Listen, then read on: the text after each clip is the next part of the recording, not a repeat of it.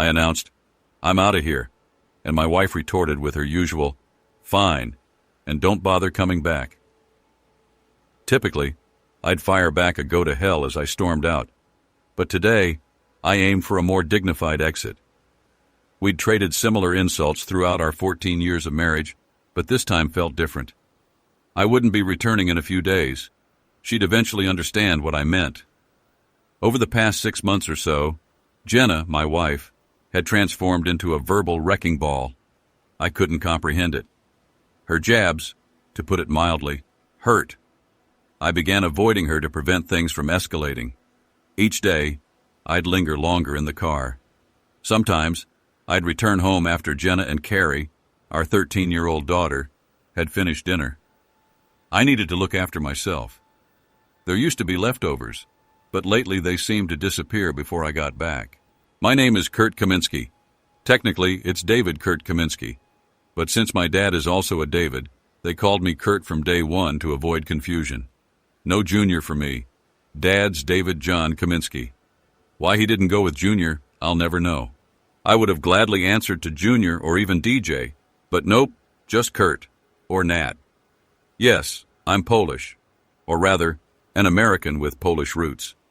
I've heard all the jokes, or most of them. They seem to come up with new ones every year. As the sole Pole I know, besides my dad, in this town of 1 million people, I'm the butt of the joke. Technically, I'm half Polish. The other half, from Mom's side, is German, French, Irish, and English. But since I'm a Kaminsky, I'm the Pole. My soon-to-be ex-wife isn't who I thought she was. I only discovered this 4 weeks ago. As I mentioned, I'd been steering clear of her due to the verbal abuse. After grabbing a late dinner one Monday evening, I settled into a diner booth. I overheard 2 guys talking in the next booth. I picked up a phrase with Pole and started listening. "So how long you been with the Paulus missus? Since they tied the knot?" "Heck, I even bet her on their wedding day. And he's clueless," the second voice responded. The first voice was unfamiliar, but the second I recognized, my best friend, George Carey. I froze. They continued their conversation, but I didn't hear another word until George said, "Yeah, we rendezvous at least twice a month. Kurt's so oblivious, he hasn't got a clue. Dumb luck." Just then, the waitress came to take my order. I quietly muttered, "Sorry, gotta run," and bolted, making sure they didn't see me. I couldn't process it. Jenna, my wife, with my closest friend, the guy who stood beside me at the altar. He's also my go-to mechanic, and that isn't changing anytime soon. Well, not officially. Less my mechanic, more like an exclusive contractor I use exclusively to repair and inspect all my cars. In case you're wondering, I own a used car dealership. Yeah, I'm a used car salesman. Heard all those jokes too. But business is booming. People trust they're getting quality cars at honest prices.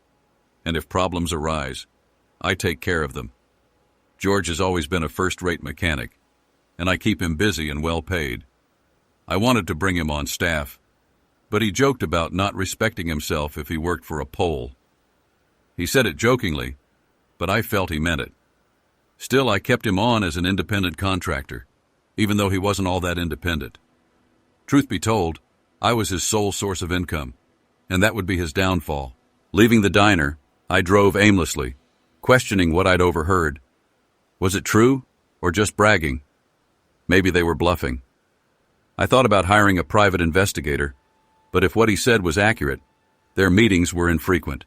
It might be a wasted expense. I decided to check her phone and email.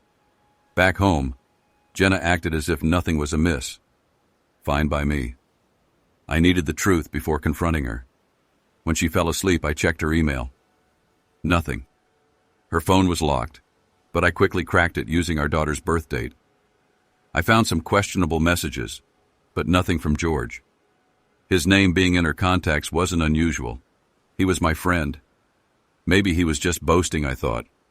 Still, her recent behavior suggested something was up, perhaps not with George, but someone. I went to bed, restless. It was past 2:43 a.m. before I finally drifted off. The next day at the dealership, George cracked his usual Polish jokes. Normally I'd let them slide, but today I snapped. George, what do you even know about Poland? I bet you couldn't find it on a map if your life depended on it. You joke about Poles being stupid, but I'm sure they could find the U.S., maybe even our state. Get to work, George. He stared at me, speechless. He knew I was onto something.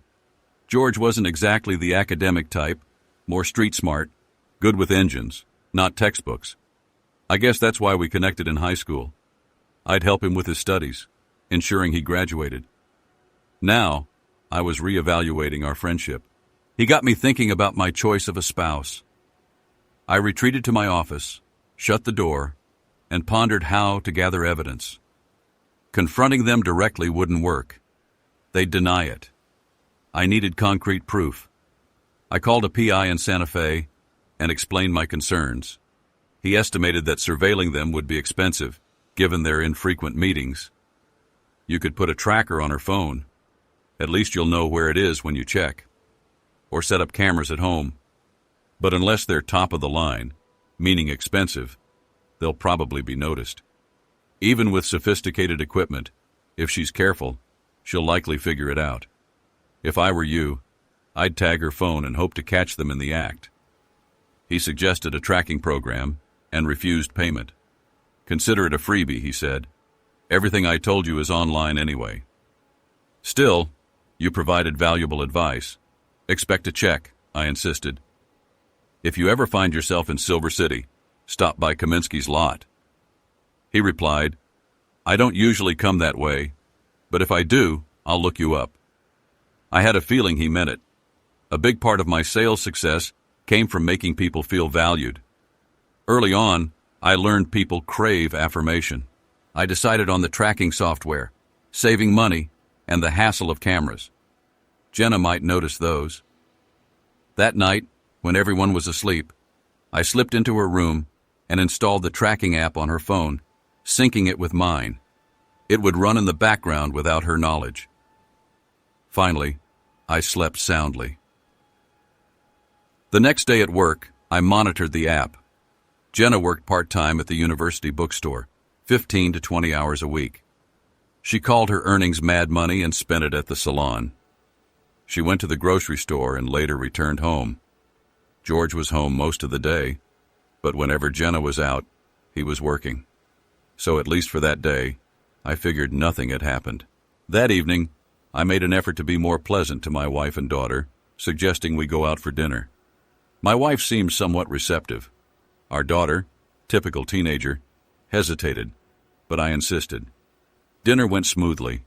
I casually mentioned George, and Jenna visibly shifted uncomfortably, quickly changing the subject, further fueling my suspicions. I wanted to determine if George's words were true. I had to get to the bottom of this somehow. That night I resisted checking her phone. My attempts to look at her calls or texts yielded nothing. Either she deleted them immediately, or there weren't any. Getting into bed, I thanked Jenna. Thanks for joining us for dinner. Thank you, Kurt. It was a nice surprise, she replied, meeting my eyes. You might be in luck tonight. It's been a while. And like I mentioned, we hadn't been getting along lately. After her usual nighttime bathroom routine, Jenna snuggled up next to me. I felt conflicted about the prospect of intimacy with her. If she had been unfaithful, did I even want it? I decided to let her take the lead until I had solid proof. I wouldn't initiate. We did end up being intimate, but it was fairly unremarkable. No need for details. Suffice it to say, I enjoyed it. Throughout the week, I monitored her phone's location, finding nothing unusual. On Saturday night, while she slept, I checked her phone for messages or calls again, finding nothing. I was almost convincing myself that George was just bragging, trying to impress someone with fabricated stories of conquests. It wasn't the first time I'd known him to do this, even back in our school days.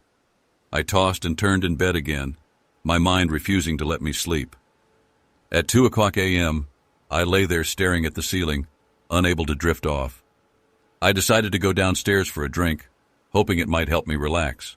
Sitting with a glass of Jack Daniels and Coke in one hand, and her phone in the other, I decided to check it one last time. Entering the password, our daughter's birth date, I opened her phone to the home screen.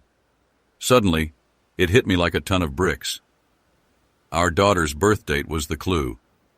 Jenna's pregnancy had been difficult.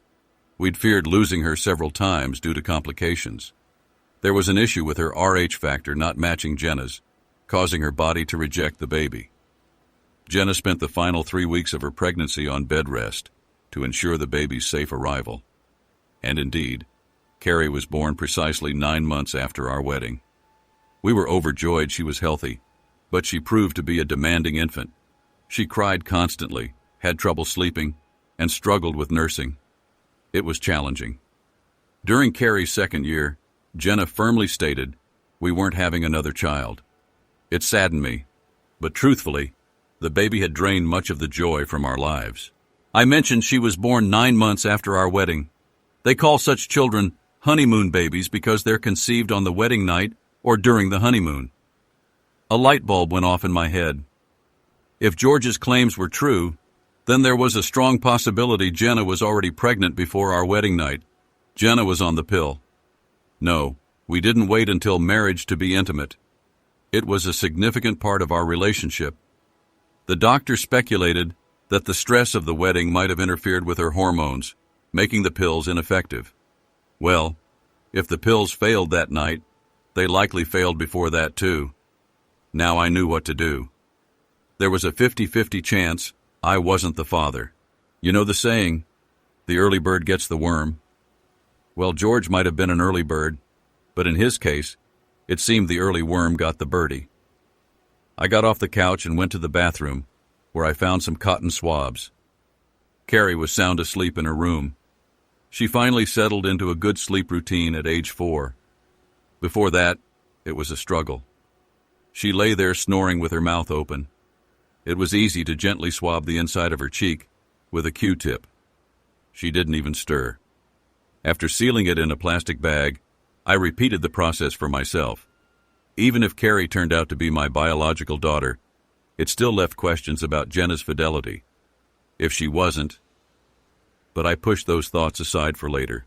Sunday was for chores, and we each had our assigned tasks. I took my time, avoiding Jenna and Carrie to keep my emotions under control. I was eager to confirm my suspicions, but also plagued by doubt. "Something on your mind, Kurt?" Jenna asked.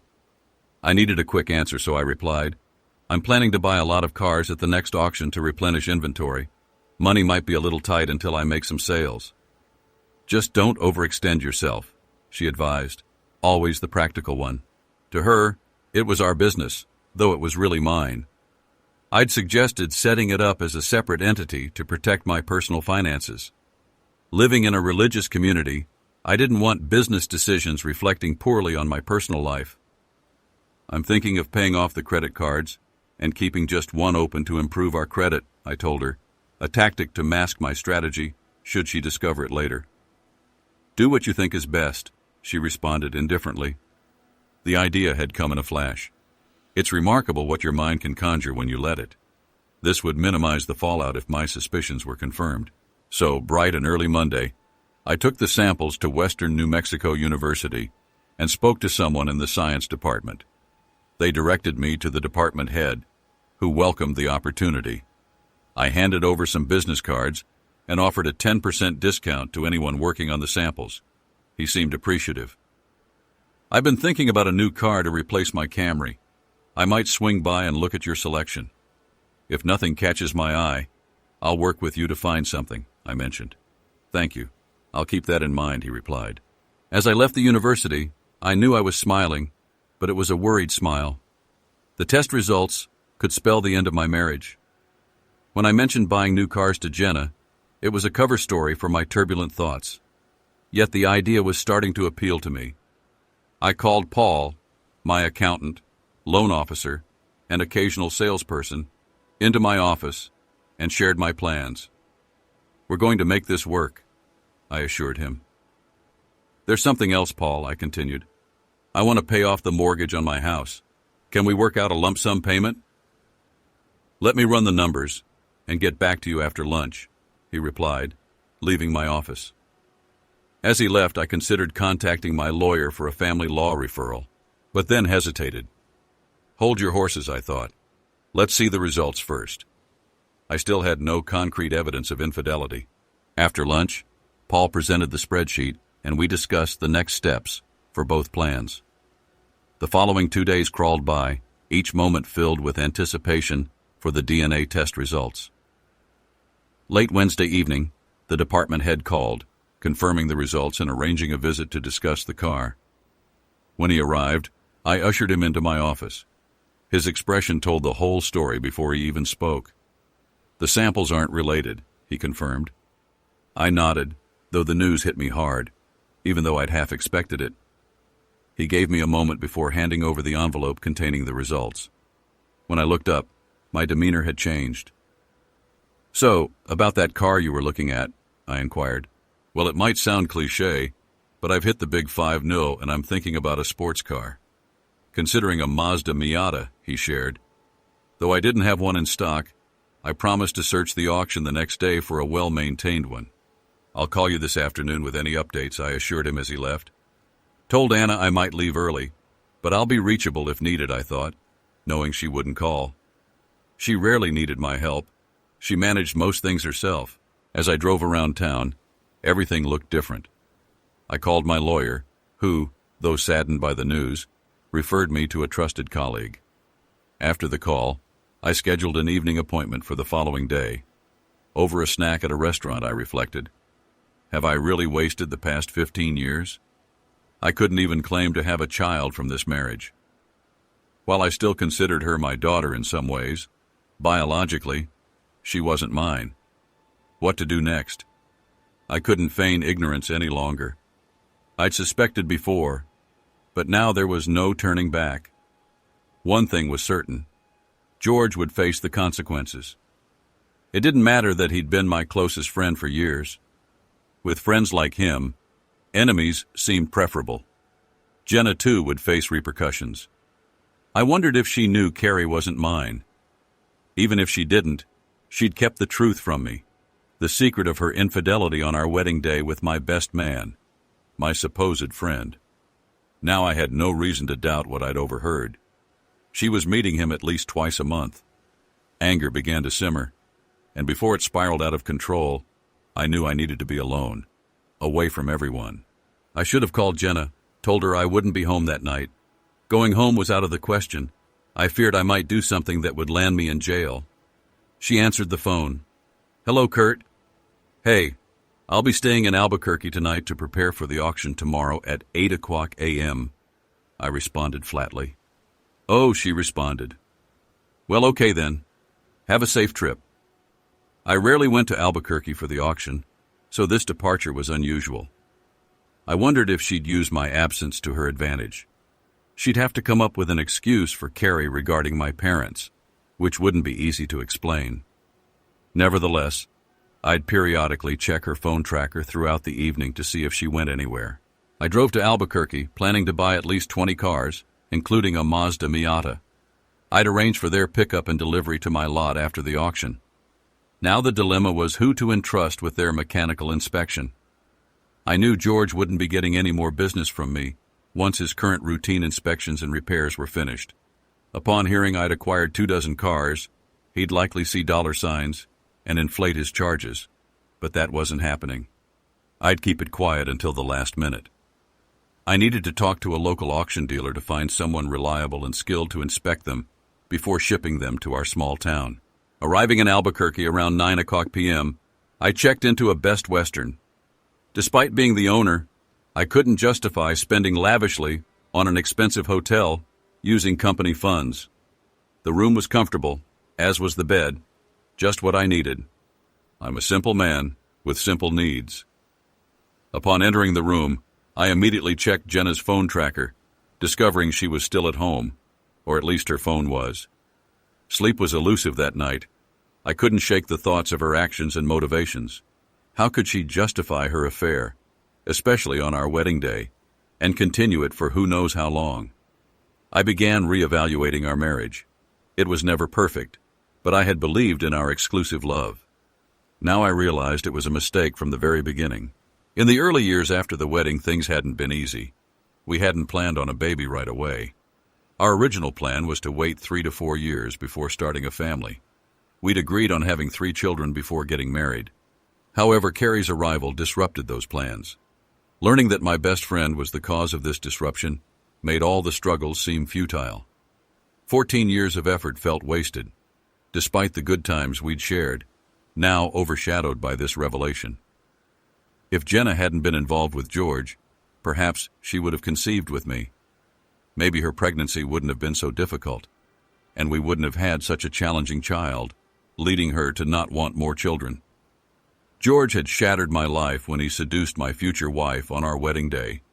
Now, he was entertaining her at least twice a month, all the while probably laughing at me, the clueless Pole.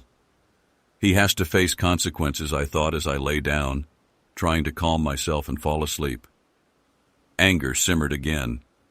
I needed to regain my composure, or face another sleepless night. I turned on the TV to watch some mindless comedy.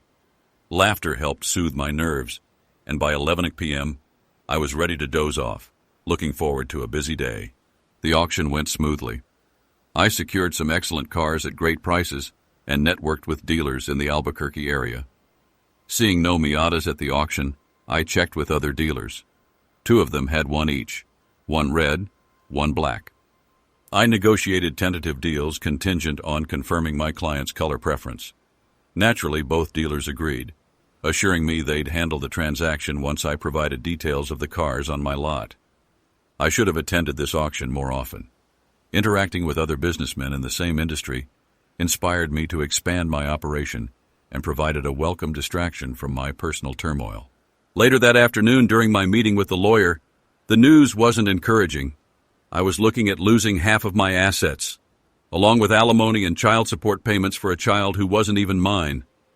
At that moment, I decided against divorce. Instead, I would leave her with George's child. I'd pay off the mortgage on the house. She could stay there, but with only my name on the mortgage, she wouldn't be able to sell it.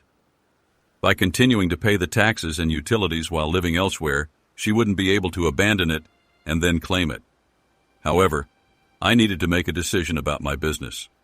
Although it was incorporated, I had a gut feeling that without proper safeguards, I could risk losing it. Consulting with my business lawyer became a priority. Arriving home, utterly exhausted from a demanding day, I informed Jenna of my fatigue. "I'm beat. Going to shower and hit the sack," I muttered, heading to the bedroom. "Want dinner?" she inquired. "No. Had a late lunch," I replied. At least she cared enough to ask. The shower was blissful, almost as if my troubles were washing away. While the problems remained, I found comfort in formulating solutions. Minutes after my head hit the pillow, I was asleep.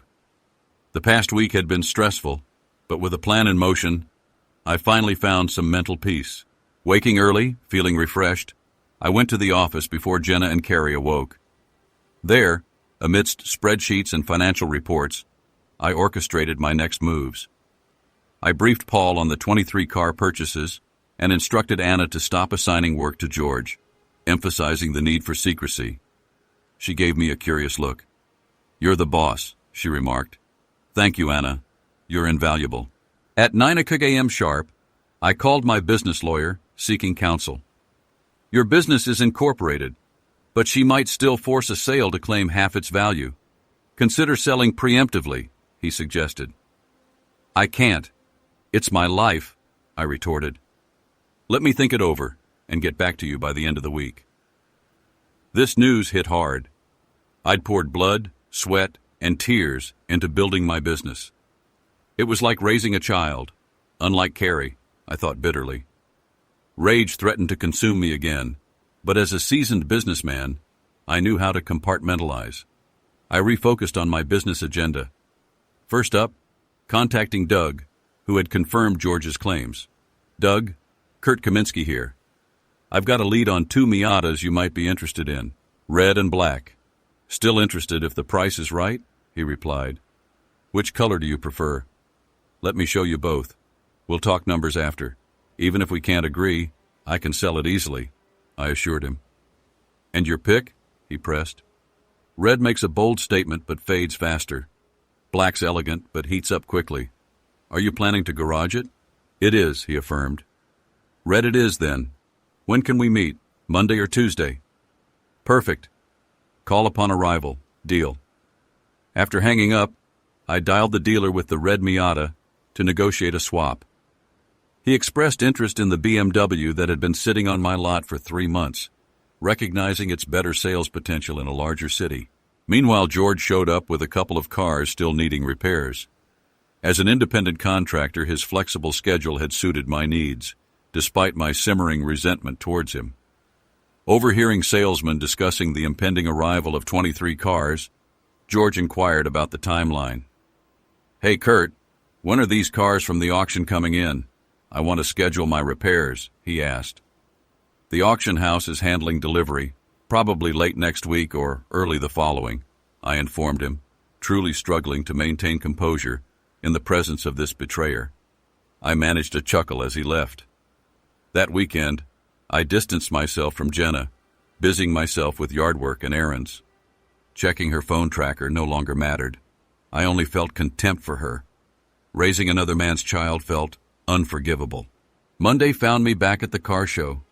I arranged to trade the BMW for the Miata, then set off to Albuquerque to finalize the deal. We'll grab lunch when you get here, the dealer suggested. Informing Anna of my day-long absence, I instructed her to hold down the fort. Got it, boss, she affirmed, her reliability shining through. A raise was definitely in order. The journey and lunch were pleasant, forging a new camaraderie with the dealer. Driving back in the Miata, wind whipping through my hair, I relished the freedom. Deciding to splurge further, I resolved to acquire a black one as well, realizing I didn't need more than a 2-seater. Soon, I pulled into our driveway in the fiery red sports car. Jenna glanced out the window and exchanged words with Carrie, prompting them both to step outside and inspect it. Why do you need this car, honey? We need something with a back seat for Carrie, she remarked condescendingly. Just picked it up from Albuquerque for a client. Thought you might want a ride, I responded. No, honey, I'm not a fan of small cars, Jenna retorted, with a hint of disdain. Carrie, I called, beckoning my daughter over. No, Dad. I'm already teased enough because of my last name. I don't want to be seen with a Polish used car salesman. Her words stung, typical teenage bluntness, but I was taken aback. Where did this disrespect come from? Glancing at Jenna, I realized she was treating Carrie's comment as insignificant. Now both the women in my house were showing me disrespect. Teenagers might not always be close to their parents, but the hurtful way she spoke made me question the authenticity of my family life. I'm going for another drive. Be back later, I announced, shifting the car into reverse and driving off. Fueled by frustration, I cruised the streets of Silver City until returning home around 9:30 p.m. I went straight upstairs, showered quickly, and crawled into bed. When I didn't emerge from the shower, Jenna entered the room, shining a bright light into my eyes. Squinting, I closed my eyes. Are you sulking because we didn't ooh and ah over a sports car? Aren't you going to spend time with your family? You're not just Polish, you're childish, she chided. Her sudden shift in attitude perplexed me. I couldn't shake the feeling that it stemmed from George. Spending time with him seemed to have influenced her disregard for my heritage, now passed on to our daughter. Yet, she wasn't even my daughter. Despite supporting her, I needed to accept that fact. Looks like you and your daughter would rather do without a Pole around, so you might as well just leave, I retorted heatedly. Her behavior only fueled my anger. She would regret treating me this way. From then on, the atmosphere in the Kaminsky household turned frigid and silent. The following day I contacted Doug, who came over to inspect the Miata. He was thrilled with it. After discussing the figures, he was pleasantly surprised by the excellent deal, $3,000 less than Kelly Blue Book. As he finished the paperwork, he mentioned, "My best friend handles purchasing for the university, and we rotate about 16 cars every 2 years. It's not a huge amount, but could you talk to him?" "Always happy to do business, and I'll make sure he gets a good deal," I replied. "I'll have Jim reach out to you by the end of the week." "Thank you," I said. This was how I expanded my business, by treating people well and appreciating referrals. On Wednesday, my lawyer called. "Hey, Kurt, I think I have a solution to your potential problem. Can you come by this afternoon to discuss it?" "Absolutely. I'm looking forward to it." The tension at home had become unbearable.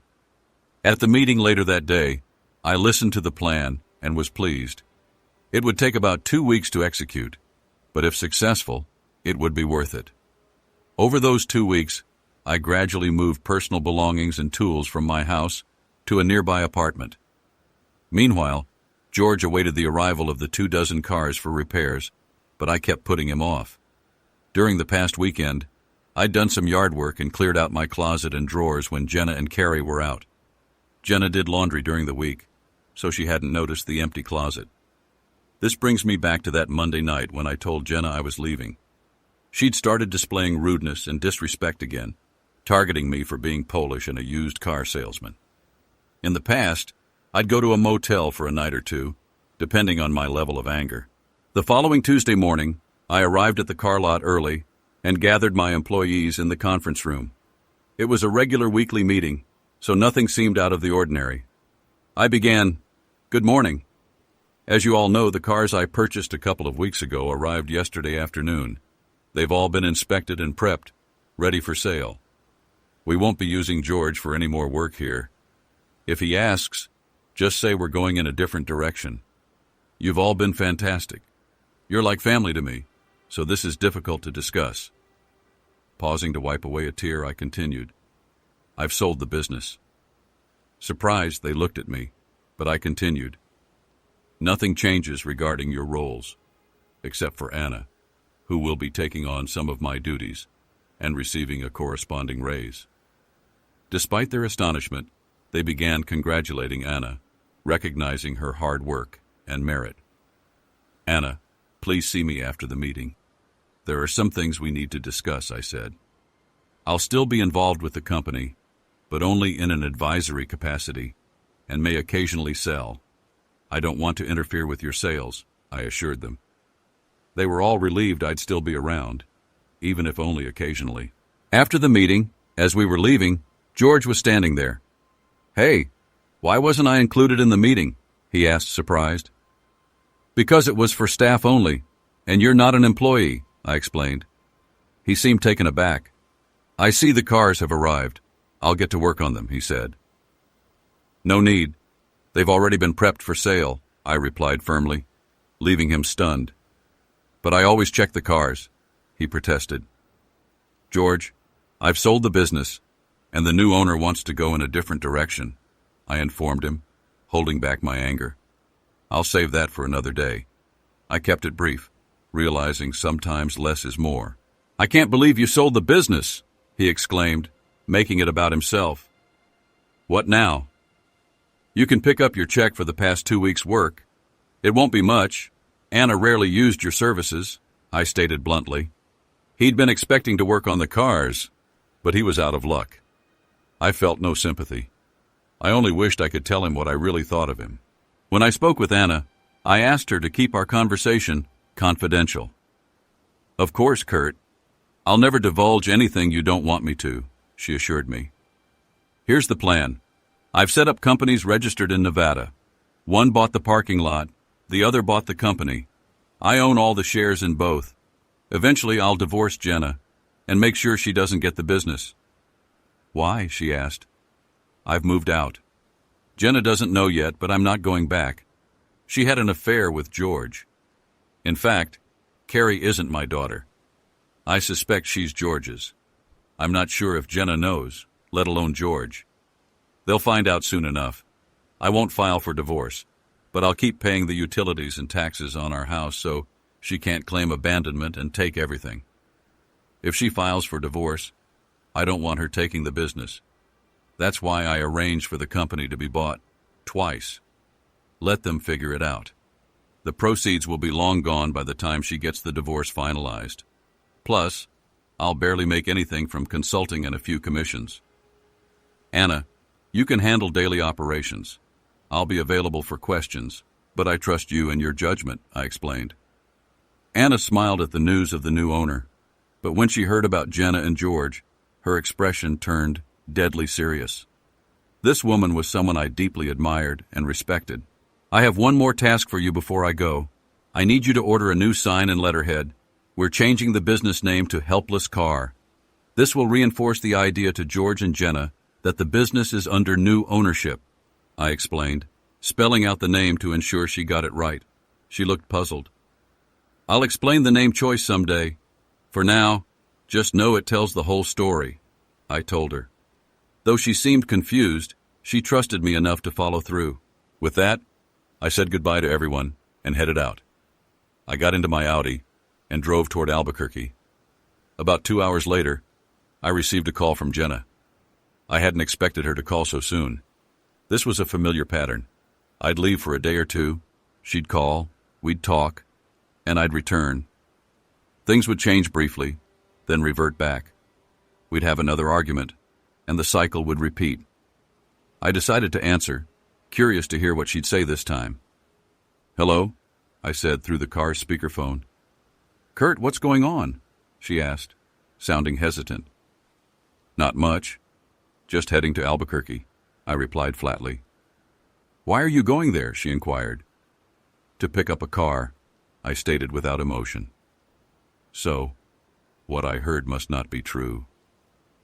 George must have called you. Figuratively speaking, perhaps he'd asked his mistress what was going on with her husband, she speculated. "I don't know," I responded. "What did you hear?" I pressed. "George called and said you sold the business," she revealed. "Why would he call you?" I questioned, perplexing her. She corrected herself. "He's your best friend. He was curious if I knew." Best friend. What a joke. I was a joke to him, the silly Pole, clueless about what was happening with his own wife behind his back.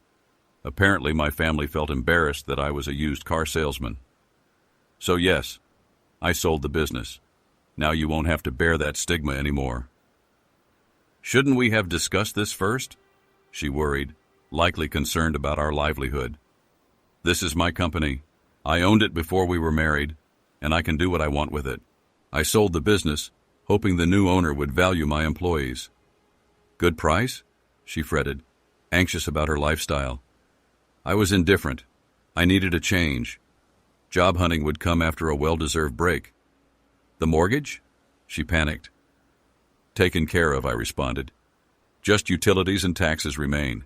Food, gas, insurance," she shrieked, near hysteria. "Overlooked those," I conceded. "Perhaps more hours," I suggested. "When will you be home?" she demanded, sensing the finality. "I won't," I stated plainly. I recalled her earlier bravado. "I'll manage the bills." Now, her voice thick with desperation, she begged, "Kurt, don't do this. Please come back." "I have no intention of returning," I replied flatly. "Kurt, please reconsider," she sobbed. "My decision stands." "What about Carrie?" she pleaded, attempting emotional manipulation. "Carrie," embarrassed by her last name and her used car salesman father. "She's 13. She'll survive," I countered. "It's irrelevant now. I'm not returning. No more shame for any of you." I hung up, powered down my phone, and left her to dwell on it, anticipating her frantic, unanswered calls. The drive to Albuquerque was therapeutic. I imagined her next call would be to her lover. Switching my phone back on, I found 5 missed messages, 3 from Jenna, 1 from George, and 1 from Anna. I called Anna back immediately. "Sorry, my phone was dead. Unwanted calls," I explained. "Jenna and George were looking for you." "I informed them you're not coming back," Anna reported. "Everything all right?" "Never better," I assured her. "If they harass you, threaten police action." "I like it," she chuckled. "Kurt, you might feel isolated, but you're not. We're your family." "Thanks, Anna. You're the best. Your husband's a lucky man." "He knows it," she affirmed. "Don't ever forget it." "I won't," I vowed. "Should I call Jenna and George?" "No, let them stew." At the car lot, the owner greeted me. "Got the Audi," I said. "Up for a trade?" he proposed. He meticulously inspected the car. This will sell fast. Sure about the swap? Seems you're getting the short end of the stick. Just looking for a sports car, I replied. 30 minutes later, I was back on the road, top down, savoring the ride to Santa Fe. I spent 2 weeks exploring the Four Corners region, staying relatively close in case Anna needed me. After a few check-ins, I headed west. The calls continued, first annoyance, then apologies, then hints of resentment. I ignored them all. They canceled my credit card. George even called me a villain for abandoning Jenna and Carrie. I laughed. My lawyer texted about Jenna threatening legal action. Jenna's threatening me with a lawsuit? I asked. She'll have a hard time proving abandonment with the mortgage paid, he reassured me. I have her on record telling me not to return, I revealed. Excellent. Send it over. I'll handle it, he said. Driving the Miata was pure enjoyment. It attracted attention, even a few flirtatious glances from bored housewives, but I wasn't interested. After all, I was still a married man. Reno, Lake Tahoe, the Pacific Coast Highway, Napa Valley, down to San Diego, through Death Valley, on to Vegas and Phoenix. I took my time, enjoying conversations with people I met along the way. Some envied my carefree existence. After 3 months and 8,000 miles, I decided to head back to Silver City. I received a warm welcome at Helpless Auto. Anna beamed and gave me a hug. Can I buy everyone dinner at Wrangler's? Close up at 5? I asked. Absolutely, she said. My lawyer confirmed he'd thwarted Jenna's legal attempts. At Wrangler's, we had a great time reconnecting. As everyone else left, Anna said, Kurt, you weren't powerless, just trusting. You figured it out, I stated. It took a while, she admitted, but your new name comment finally clicked. The jokes weren't about your being Polish, but the insult to your heritage. Thanks, Anna. You're the main reason I came back. I had a great mentor, she replied. We embraced, and she left to join her happy-looking husband. Back at my apartment, I aired it out, enjoying the fresh breeze. I grabbed a beer and sat on the terrace, overlooking the pool. Thoughts of Jenna and our lost dreams drifted through my mind. It was 8:30, time for a showdown. I drove to the house. The overgrown lawn testified to their neglect. The porch light was on. Carrie answered the door, her eyes widening. Dad? Hi, Carrie. Is your mom home? I asked. She called for Jenna, who emerged, followed by George, clad only in his underwear. Look who's here, I observed. The happy family. What the hell are you talking about? Jenna snapped. Looks like George has taken my place, I replied. Carrie, I corrected. George never worked for me. And the bills are paid. What about groceries and gas? Jenna demanded. You have a job, don't you? I countered. You can't just waltz back in here, she exclaimed. I'll wait until you and your partner find another place to live, I stated calmly. I'm not leaving, she shrieked. This is my house. It's in my name. It's my house. It was mine before we married, and it's still in my name. You have until the end of next month. What about your daughter? She cried. Exactly, I said, turning to Carrie. Carrie, I know you hate being called Polish. Well, here's some news. George is your real father. Silence descended. What? Jenna whispered. It seems your carelessness on our wedding night produced a child, but not mine. You can take his last name now. Carrie. I wonder if you named her after him. I mused. They exchanged pale glances. George? Ready to be a dad? I taunted. Just 4 more years until college. I don't believe... They began. I handed them the DNA results. They crumpled. Tell the lovebirds they'll be served with divorce and eviction papers next week, I instructed Carrie before walking away. Had the affair been going on all along? Was I nothing but a pawn? I felt used and betrayed. Back at my apartment, the sting of George's mockery and ethnic slurs resurfaced. My lawyer informed me Jenna had tried to claim abandonment and seize my assets, but he'd blocked her. We discussed next steps. At 5 o'clock, I joined the team at Wrangler's. Dinner was excellent, and catching up with everyone was a pleasure. As the evening wound down, everyone left except Anna and me. She looked at me and said, "Kurt, you might feel lost and powerless, but you're not. You simply trusted those you loved." "So, you figured it out," I said. "Yes, it took time. Your comment about the new name kept nagging at me until it clicked. Those jokes weren't about you being Polish. They were insults to your heritage. Thank you, Anna. You're the biggest reason I returned. I needed to see how you handled things. I'm proud to say I haven't just filled your shoes. I've made my own path," she responded. "I had an exceptional mentor," she added gratefully. We hugged, and she left to join her husband, who looked genuinely happy. Back at my apartment, which I hadn't seen in 3 months, I opened the windows, letting the fresh air replace the staleness. I grabbed a beer and relaxed on the terrace overlooking the pool. People were swimming. A family laughed nearby. My thoughts drifted to Jenna and the dreams we once shared, dreams that now seemed like distant memories. Glancing at the clock, I saw it was 8:30. Time for the confrontation. I got in my Miata and drove to the house, technically still mine, since I'd bought it before marrying Jenna.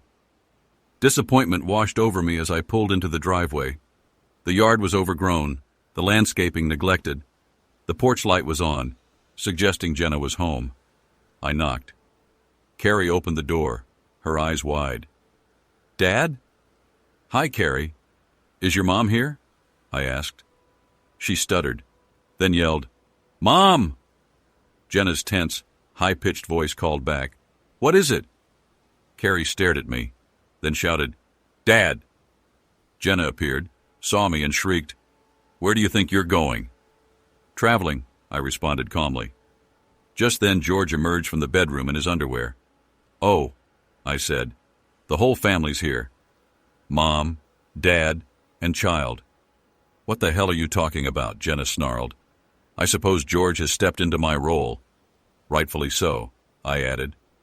Jenna looked bewildered, while Carrie looked furious. "Actually, young lady," I interjected, knowing she hated being corrected, "George never worked for me. He chose not to. As for the bills, utilities and car insurance are paid. Groceries? Gas?" Jenna interrupted. "You had a job, didn't you? That covered those expenses while I was away." "You think you can just waltz back in and take over?" she challenged. "No. I'll wait until you and your partner find somewhere else to live." It was obvious they were living together, and Carrie seemed comfortable with the arrangement. "I'm not leaving my home," Jenna declared. "Correction, it's my home. I owned it before we married, and my name is the only one on the deed. You left. It's mine now," Jenna insisted. "That's not how it works. I've maintained the property. It's still mine. You have until the end of next month to find a new place. Be sure to take your daughter with you." "What do you mean, your daughter?" "She's our daughter," Jenna protested. "Precisely," I chuckled. Jenna looked confused. Turning to Carrie, I said, "Carrie, I know you hate being called Polish. Well, here's a news flash. George is your real father." Silence filled the room. "What?" Jenna finally whispered. "Yes, Jenna. Seems your carelessness on our wedding night resulted in a child, just not mine. Good news for you, Carrie. You can take your real father's last name now." I paused, then added, "I wonder if you named her Carrie after him." Jenna and George exchanged glances, their faces draining of color. "What about you, George? Aren't you going to step up and be a father?" I asked. "Well, that's unfortunate. Time to take responsibility. Look on the bright side. Only 4 more years until college." "I don't believe—" they both started to say. I handed them the DNA report. "See for yourselves." They grabbed it, read it, and then both collapsed. "Carrie," I instructed, "inform the lovebirds they'll be served with divorce and eviction papers next week." Then, I walked away. Throughout my travels, I'd wrestled with the question of whether Jenna's affair had been long-term. Had she chosen me, or was I merely a convenient option? I felt used, foolish, and exposed. George's mockery and the Polish jokes now stung with renewed intensity. Back at my apartment, I sat alone with my thoughts.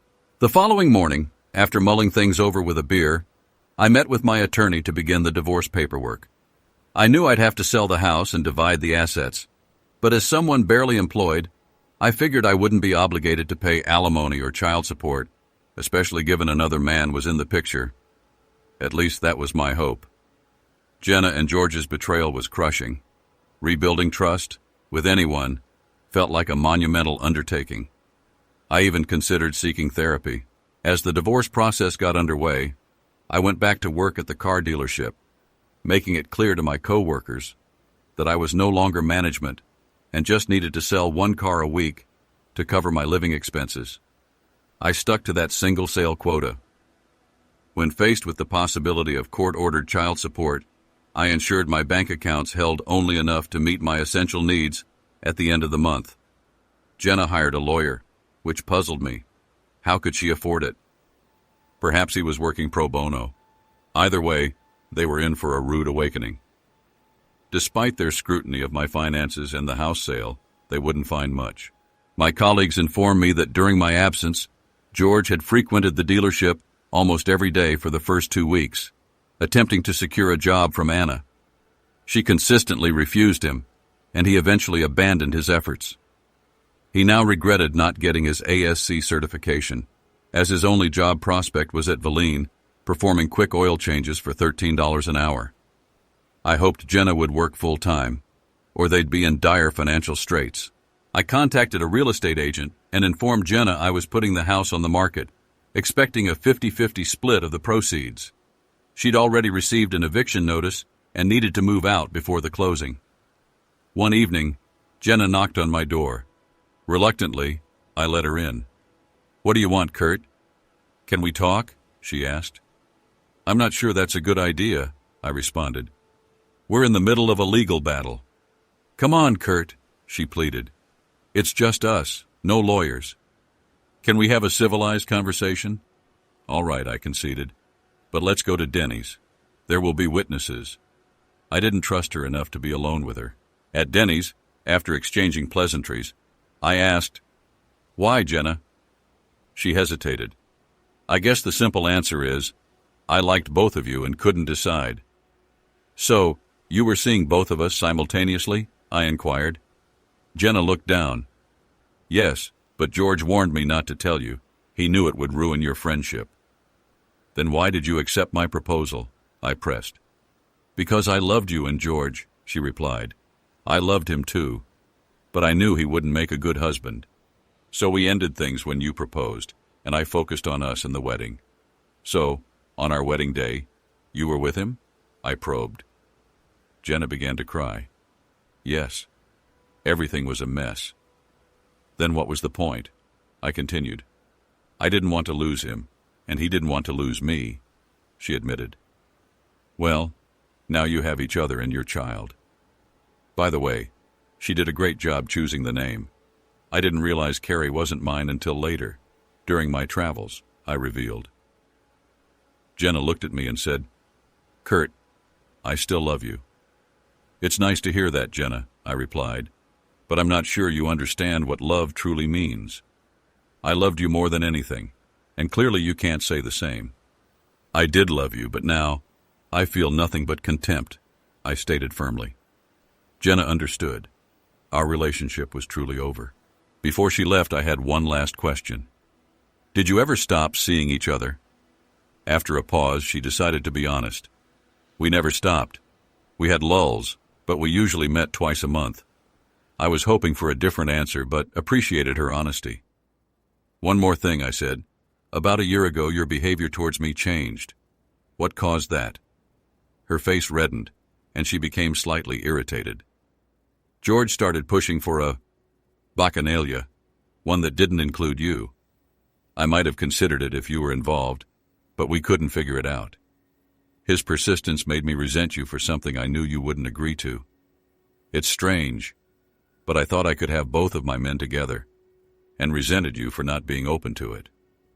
"Did you go through with it?" I asked. "No," she admitted. "I thought about it, but then you left, and everything fell apart." "Well, now you're free to pursue it," I remarked, sensing our conversation was ending. "Your choices don't affect me anymore." I paid the bill, and we walked to our cars. 4 months later, we stood before a judge and finalized our divorce. George was there too. Leaving the courthouse, Jenna suggested, "Maybe we can grab a drink, the traditional way?" Certainly, I agreed. The prior animosity seemed to have dissipated. Then I thought, this is it. The end of my involvement with them. They can be together now. Let them wallow in their own mess. They deserve each other. A flicker of resentment remained. Jenna will have to adjust to a lower standard of living. Perhaps the resentment hadn't completely vanished after all.